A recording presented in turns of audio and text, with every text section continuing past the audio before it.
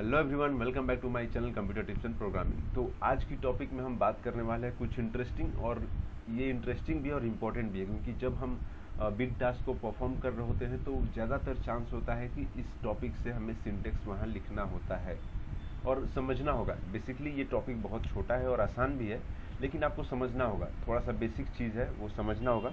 मैं आपको बताऊंगा। इसमें सबसे पहले हम पीपीटी के थ्रू समझते हैं कि इसमें क्या होता है। तो आज का जो हमारा टॉपिक है वो हैश मैप है। अब हैश मैप हम क्यों पढ़ते हैं, ये सब जानना जरूरी होगा। हैश मैप कैसे लिखा जाता है, इसका सिंटेक्स कैसे लिखा जाता है, ये जानना जरूरी होगा। ठीक है। और इसके बेसिकली कब यूज़ करते हैं ये भी आपको जानना होगा, हैश मैप। ओके। तो सबसे पहले हम देखते हैं कि ये क्या है। तो ये कलेक्शन फ्रेमवर्क जो आपका है उसका एक पार्ट है।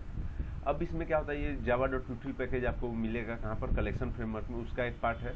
और ये क्या करता है कि ये बेसिक इम्प्लीमेंटेशन जो भी हम करते हैं, मैपिंग करते हैं डेटा को, तो बेसिक इम्प्लीमेंटेशन के टाइम हमें ये काफ़ी हेल्प करता है। अब ये भी क्या करता है, ये भी डेटा को स्टोर ही करता है, लेकिन ये किस तरह से स्टोर करता है, ये डेटा को स्टोर करता है की एंड वैल्यू के पेयर में। ओके। जो पहला पार्ट होता है वो की होगा, दूसरा पार्ट होगा वैल्यू होगा। जैसे कि मैंने डाल दिया नेम और डाल दिया कोई भी नाम, तो जो नेम पहला जो होगा वो होगा की, और दूसरा जो होगा वो होगा वैल्यू।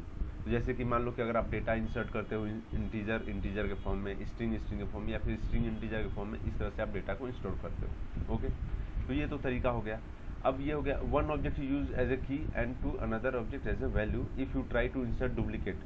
अगर आप डुप्लीकेट ट्राई करेंगे इंसर्ट करने को, it will replace the element of the corresponding key. Okay. So ये की वैल्यू से कंपेयर करेगा। जब भी आप डेटा इसमें इंसर्ट करते हो तो ये की वैल्यू से कंपेयर करता है। अगर सेम की वैल्यू इसको मिल जाएगा उसके इंडेक्स में, तो क्या करेगा, वो पहले वाला जो था पुराना वाला उसको रिप्लेस करके नए वाला वहाँ पर रख देगा। ओके। तो ये इसका तरीका होता है। अब समझते हैं इसको हम प्रोग्रामिंग के थ्रू कि किस तरह से ये परफॉर्म करता है। तो अगर आप प्रोग्रामिंग के थ्रू इसे देखोगे तो देखो किस तरह से परफॉर्म करता है। पहले तो मैंने एक मेन क्लास अपना बना दिया। ओके। और यहाँ पर इम्पोर्ट हुआ है java.util हैश मैप इम्पोर्ट हुआ है। ओके। अब ये देखो यहाँ पर एक हैश मैप हमने क्रिएट किया, एम्प्टी हैश मैप। ओके। इसमें क्या किया, मैंने वैल्यू पास किया। पहला जो हमारा होगा वो स्ट्रिंग होगा, दूसरा हमारा इंटीजर टाइप होगा, की हमारा स्ट्रिंग टाइप होगा, और जो वैल्यू होगा हमारा इंटीजर टाइप होगा। उसके अंदर हम क्या करेंगे, इसमें डेटा को इंसर्ट करेंगे। अब डेटा कैसे इंसर्ट होगा, तो आपने अपने मैप का नेम लिखा डॉट पुट, और पहला क्या है, पहला हम स्ट्रिंग टाइप डाल रहे हैं, दूसरा क्या है इंटीजर टाइप है, तो स्ट्रिंग इंटीजर टाइप हमने इस तरह से ऐड कर दिया। अब देखो मैंने यहाँ पर 3 डेटा फिलहाल ऐड किया है। ठीक है। और उसे प्रिंट किस तरह से हमने करा, system.out.print। ओके। अब साइज हमें अगर पता करना है कि हमारे हैश मैप का साइज क्या है, तो मैप डॉट साइज, आपको हैश मैप का साइज मिल जाएगा।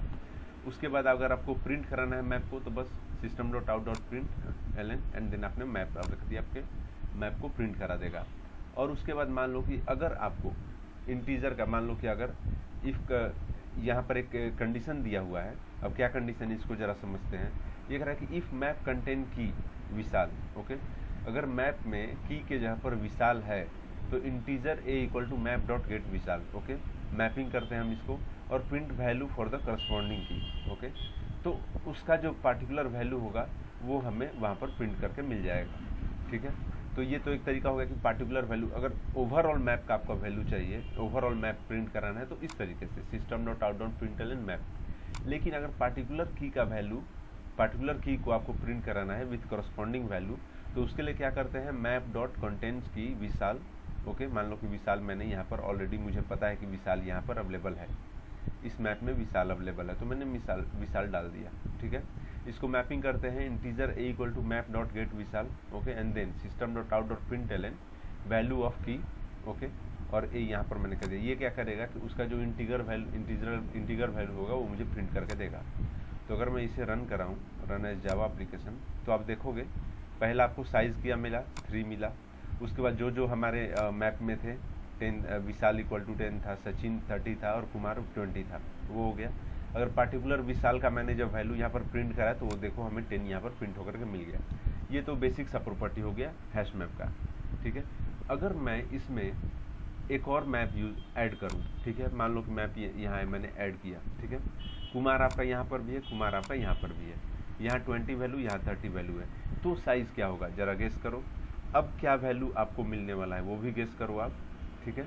तो चलो देखते हैं, रन। और एक और चीज़, अगर मैं यहाँ पर कुछ और पास कर दूँ, जैसे कि मैं यहाँ पर पास कर दूँ समथिंग एल्स। ओके। यहाँ पर भी पास कर दो, विशा पास कर दो, वीसा जैसा कोई नेम एग्जिस्ट नहीं करता, लेकिन वीसा पास करो जो आपके मैप से बिलोंग नहीं करता। तो देखते हैं कि आपको क्या आउटपुट में मिलता है। ओके, तो इसको सेव करते हैं और रन करते हैं। तो रन एज जावा एप्लीकेशन, और आप देखो यहाँ पर साइज ऑफ मैप क्या मिला, 3 मिला, लेकिन हमने तो यहाँ 4 ऐड किया। तो ये क्या किया, जो डुप्लीकेट था उसे रिप्लेस कर दिया। ये की से कंपेयर किया कि की कुमार पहले भी आ चुका है, कुमार बाद में भी है, तो जो बाद में आया उसको क्या किया, वो यहाँ पर रख दिया, पुराने वाले को रिप्लेस कर दिया। क्योंकि आप देखोगे यहाँ पर अब कुमार इक्वल टू 30 है, पहले 20 था, फिर 30 ऐड किया, तो 20 वाले को रिप्लेस करके 30 ऐड कर दिया। तो ओवरऑल हमारा मैप का साइज़ क्या बचा, फिर से 3 ही बचा। उसके बाद जो जो वैल्यूज़ थे वो यहाँ पर प्रिंट होकर के मिल गए। उसके बाद हमने यहाँ पर पास किया भाई कि जो भी विसा नाम का होगा उसका वैल्यू, हमें की वैल्यू यहाँ पर चाहिए, लेकिन वैसा तो कोई एग्जिस्ट ही नहीं करता है। तो जब एग्जिस्ट ही नहीं करता है तो हमें क्या मिलेगा, कुछ नहीं। तो यहाँ पर एक हम कंडीशन लगा सकते हैं कि अगर ये मिला तो ठीक है, वरना एक कंडीशन में लगा दिया, else data like sys.out.println sys out, okay, space, okay,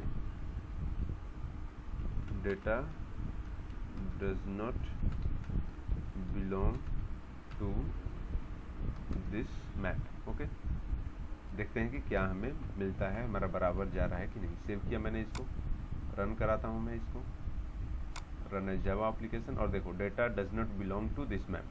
तो ये हमें यहाँ पर मिल गया, क्योंकि ये तो डेटा यहाँ पर एग्जिस्ट ही नहीं करता है। तो यहाँ से क्या हुआ, ये अब इसके अंदर गया ही नहीं। ये सब जो भी यहाँ पर ऑपरेशंस लिखे हुए यहाँ पर ये गया ही नहीं, डायरेक्ट कहाँ पर आ गया, इस कंडीशन में आ गया, और हमें मिल गया data does not belong to this map.